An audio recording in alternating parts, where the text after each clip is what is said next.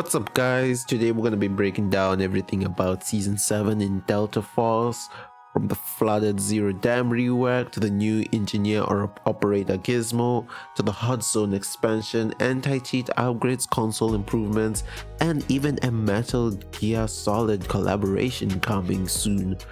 Season 7 drops on November 18th at UTC. It's gonna be the last season of 2025 and there's a lot packed in, so let's hop right into it. Our new star of the show, Gizmo, he's gonna be an engineer. Knowledge-wise, he's born and raised in Asara. He's a former technician specialist in the Royal Asaran Defense Force. This war is kinda personal for him as it is taking place on his land, and he joins the GTI to use his engineering skills to defend his homeland. He's got 3 gadgets. A smoke mine, which attaches to any hard surface, auto triggers when enemies approach, and you can also manually trigger it as well. It drops a smoke cloud that slows down enemies.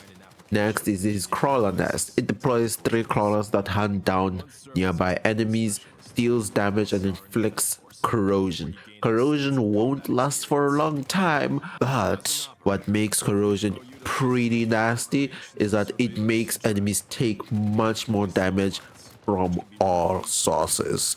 If you can hold down a spot, put those bots down there, and then immediately shoot the enemy as soon as corrosion gets applied onto them, it's literally a free kill. Lastly, Tim, his Tenacious Interception module. It's a spider-like sensory bot that patrols a certain path one way.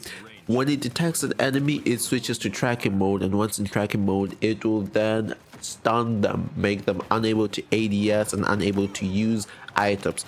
Kinda like Byron's ult. If an enemy already has the corrosion debuff on them, it will automatically switch to tracking them. Honestly, I wonder how this guy is going to be a menace in Warfare. I play a lot of Warfare. I can see how he might be a menace on some maps and how on other maps he's not going to be that dangerous. We're going to have to wait and see, but I'm pretty excited to try him out in both Warfare and Operations. And we've got a new weapon, the MK4. It's going to be the latest new SMG in Delta Force. Shoots 4.6 ammo, it has high mobility and highly modular.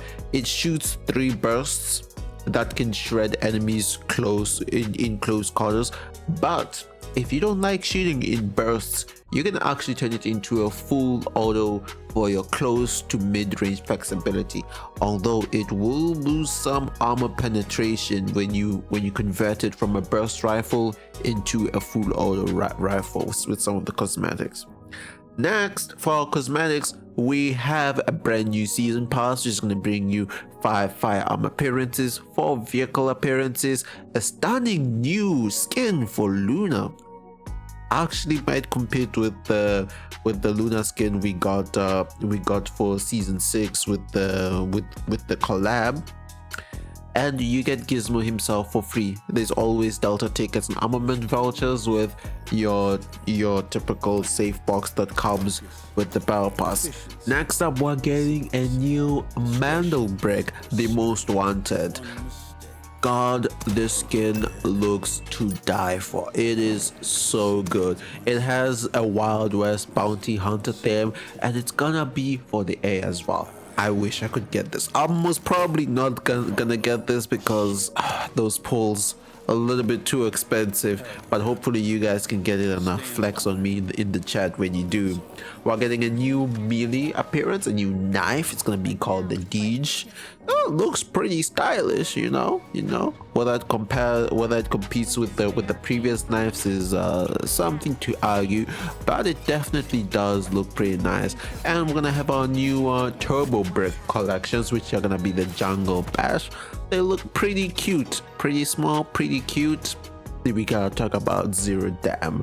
Gameplay wise, we're gonna be going back to Zero Dam, and it's not gonna be the same map we've always been used to. The underground passage that connects to administration and cement is now gonna be fully flooded, including the basement of administration. The terrain's changed a little bit because of the flood.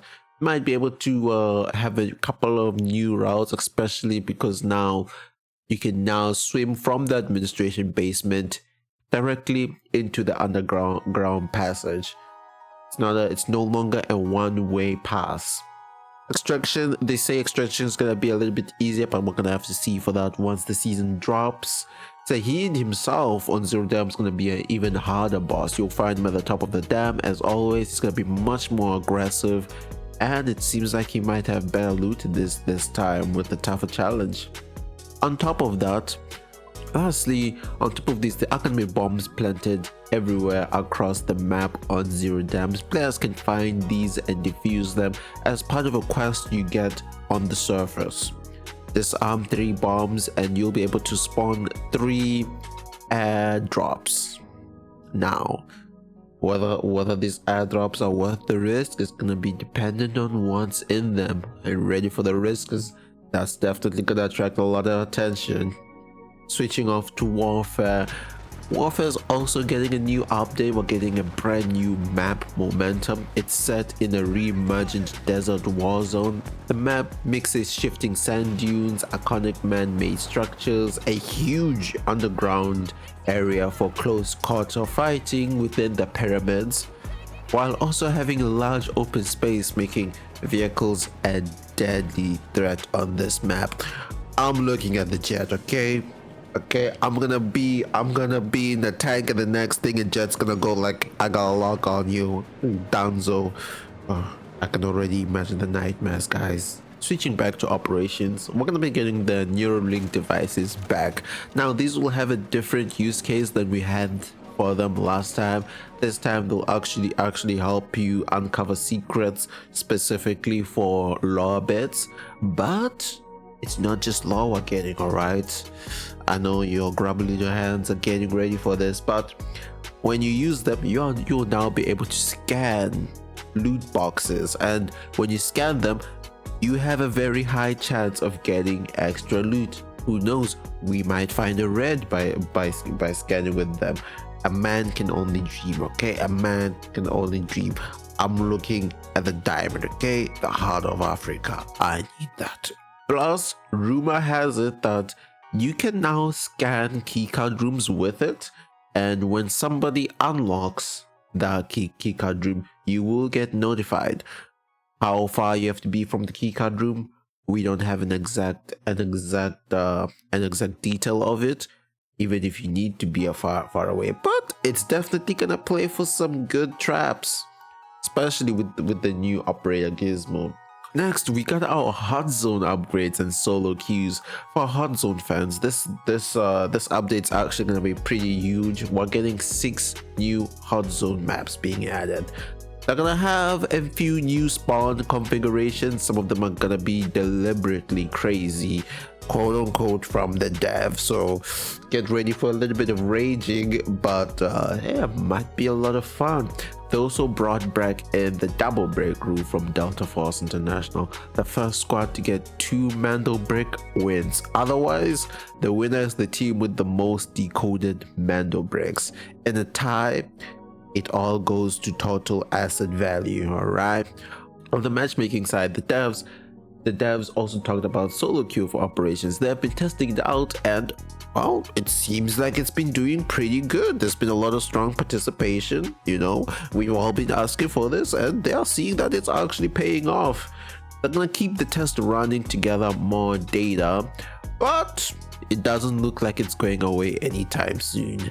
They've also confirmed some quality of life tweaks for the 3x3 safe box to make it easier to unlock. We saw in season 6 they brought in a bunch of new ways to make it easier to unlock it, but they still had those really tough grindy missions where you have to go back to back without dying.